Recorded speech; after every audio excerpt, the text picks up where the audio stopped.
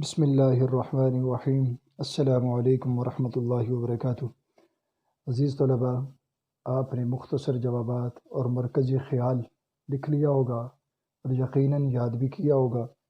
آج ہم نظم حمد کے اشعار کی نثر و مفہوم کا طریقہ سمجھنے کے بعد لکھنے کی کوشش کریں گے۔ بیٹا، سب سے پہلے تو یہ ذہن میں رکھیں، نثر مصرع یا شعر کو جملہ کی شکل دینے کو کہتے ہیں، اور جملہ کئی الفاظ کا مجموعہ ہوتا ہے۔ اور دوسرا یہ بھی ذہن میں رکھیں، شعر میں وزن شعری کا خیال رکھا جاتا ہے، یعنی قافیہ ردیف، جبکہ نثر میں وزن شعری کا خیال نہیں رکھا جاتا، یعنی قافیہ اور ردیف کا خیال نہیں رکھا جاتا۔ تو اب ہم نظم حمد کے ایک آسان سے شعر کی نثر آپ کو بتاتا ہوں تاکہ آپ کو سمجھ میں آئے، اور اس میں قافیہ کا طریقہ میں آپ کو بتاؤں۔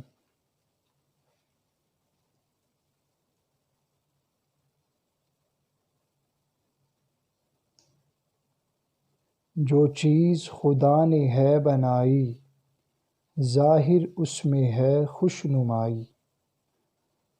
اب بیٹا، اس شعر میں دو لفظ ہم قافیہ، یعنی بنائی اور نمائی، یہ ہم قافیہ ہیں، یعنی ہم آواز۔ اب ہم نے اس ترتیب کو ختم کر کے اسے نثر میں لکھنا ہے۔ تو نثر میں جب لکھیں گے پھر کیسے پڑھا جائے گا اسے؟ خدا نے جو چیز بنائی ہے، جملے کی شکل بن گئی، اس میں خوش نمائی ظاہر ہے۔ یہ نثر خدا نے جو چیز بنائی ہے اس میں خوش نمائی ظاہر ہے۔ اب نثر کے ساتھ مفہوم بھی۔ مفہوم کہتے ہیں مطلب کو، یعنی شاعر کا اس شعر میں کیا بتانا چاہتے ہیں، مختصر اور آسان الفاظ میں بیان کرنے کو مفہوم کہتے ہیں۔ جو چیز خدا نے ہے بنائی، ظاہر اس میں ہے خوش نمائی۔ بیٹا، اس شعر میں شاعر یہ بتانا چاہتے ہیں اللہ تعالیٰ نے کائنات کے اندر جتنی چیزیں پیدا کی ہیں، تمام چیزوں میں خوبصورتی نظر آتی ہے۔ کائنات میں اللہ تعالیٰ کی تمام تخلیق کردہ چیزوں میں خوبصورتی نظر آتی ہے۔ دوسرا شعر، کیا خوب ہے رنگ ڈھنگ سب کا، چھوٹی بڑی جس قدر ہیں اشیاء۔ اب اس کو بھی جملہ کی شکل یعنی نثر میں لکھیں گے۔ سب کا رنگ ڈھنگ کیا خوب ہے، سب کا رنگ ڈھنگ کیا خوب ہے، جس قدر چھوٹی بڑی اشیاء ہیں، جس قدر چھوٹی بڑی اشیاء ہیں۔ مفہوم، شاعر اس شعر میں یہ بتانا چاہتے ہیں اللہ تعالیٰ نے جتنی بھی چیزیں پیدا کی ہیں، خواہ وہ چیزیں بڑی ہیں چھوٹی ہیں، تمام چیزیں چھوٹی بڑی شکل کے اعتبار سے، بناوٹ کے اعتبار سے، صورت کے اعتبار سے، اوصاف کے اعتبار سے سب جدا جدا ہیں۔ بیٹا یہ تھی 2 اشعار کی نثر و مفہوم جو آپ کو طریقہ کار بتایا گیا۔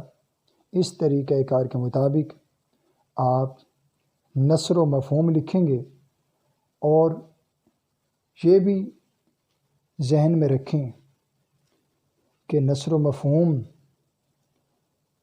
لکھتے ہوئے حروف کا آپ استعمال کر سکتے ہیں، اضافہ کر سکتے ہیں، لیکن الفاظ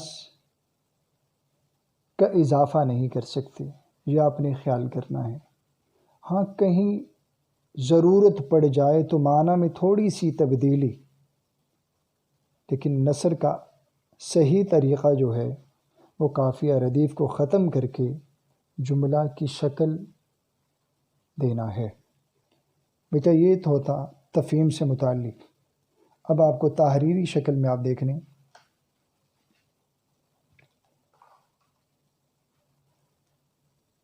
اشعار کی نثر و مفہوم، بیٹا یہ آپ نے کالے پوائنٹر سے، خط کشیدہ بھی کالے پوائنٹر سے۔ شعر نمبر 1، جو چیز خدا نے ہے بنائی، ظاہر اس میں ہے خوش نمائی۔ حوالہ سخن، نظم کا عنوان، شاعر کا نام، حل لغت، الفاظ معنی۔ اب بیٹا جو میں دائرہ لگاؤں گا آپ نے وہی کالے پوائنٹر سے لکھنے۔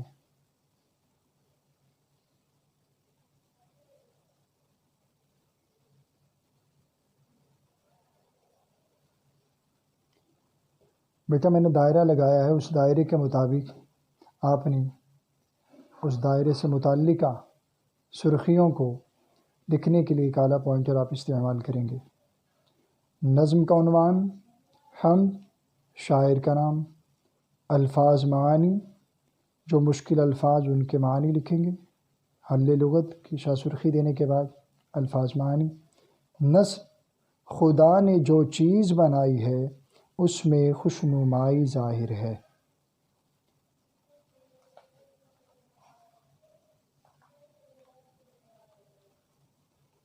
مفہوم، اللہ تعالیٰ کی پیدا کردہ تمام چیزوں سے خوبصورتی ظاہر ہوتی ہے۔